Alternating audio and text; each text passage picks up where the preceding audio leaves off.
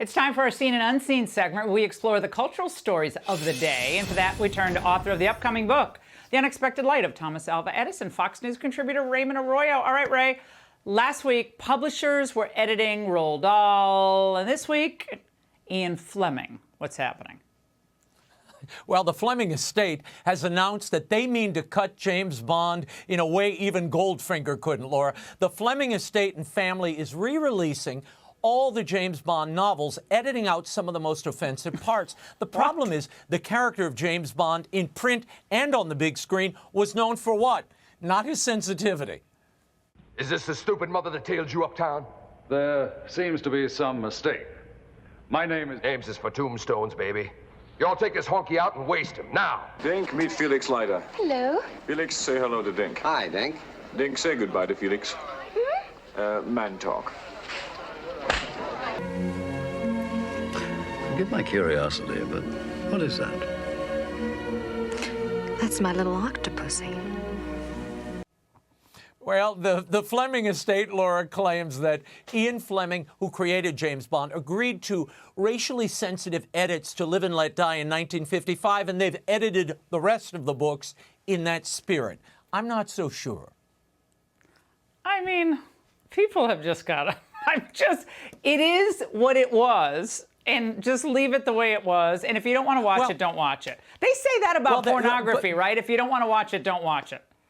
I know, but we're not talking about porn. We're talking about novels. And my problem is they want the brand and the franchise, but they want to shave away what made the brand and the franchise important, which was what? His audacity and his non-political correct appetites. I mean, Ian Fleming's last book, by the way, was named Octopussy. What are they going to name it now? Octofeline? Octoperson? I mean, come on. The line is not drawn anywhere, and it disturbs me as an author where they might take someone else's work. And the New York Times, by the way, and other media outlets, Laura, are straining to make Treasury Secretary Janet Yellen an historic figure.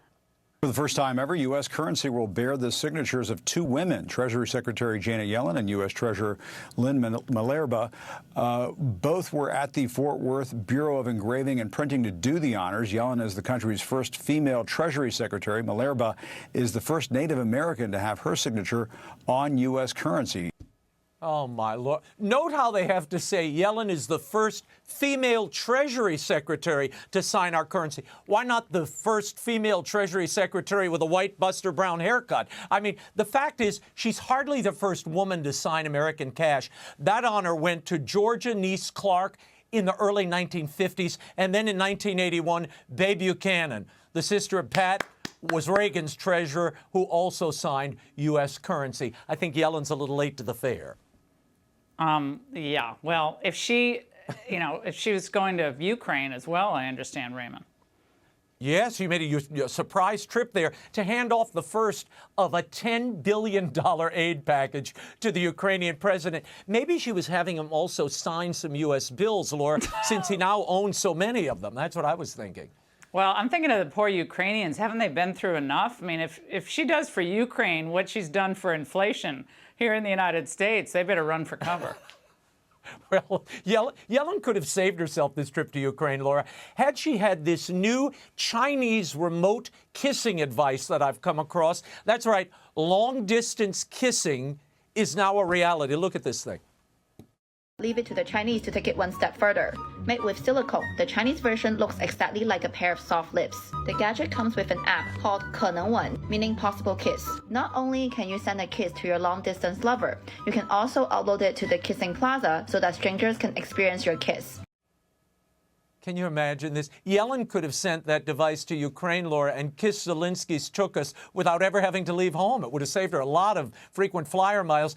But this may be the most evil thing the Chinese have created since TikTok and COVID, I have to say. I mean, this remote kissing advice, just what we need, remote intimacy, anonymous remote intimacy. I thought the Chinese were trying to have more babies over there, weren't they? How is this going to help in that regard? This is the one-child policy meets the we don't need remote that here. kiss. I mean, When 60% of our men are single and there's we're at a 30-year low in sexual activity, this is the last thing we need in America. Reality is better than the virtual variety. Raymond, think about it. They want a soy boy to be James Bond, and they don't want real kisses. We're in trouble.